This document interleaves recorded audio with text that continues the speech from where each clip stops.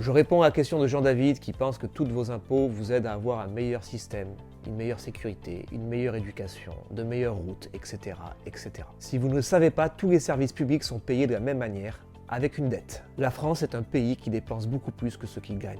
Et ceci est en temps réel, car depuis que j'ai déjà commencé à parler, la France doit déjà des dizaines de milliers d'euros en plus. Et à la fin de cette vidéo, ça représentera probablement des centaines de milliers d'euros en plus. Ce qui est intéressant, c'est de croire que nos impôts sont destinés aux routes, à la santé et à l'éducation. Ce qu'on ne vous dit pas, c'est qu'un rapport de la Cour des comptes qui date de 2020, donc pas d'hier, estime qu'il y a un gaspillage public d'environ 30 milliards d'euros par an, soit 82 millions d'euros par jour. Bien sûr, cela pourrait changer, mais en France, cela ne changera pas, car ce sont ceux qui reçoivent l'argent qui sont décisionnaires. Si nous avions réellement un État totalement optimisé, avec une gestion correcte de l'argent, la dette diminuerait au lieu d'augmenter.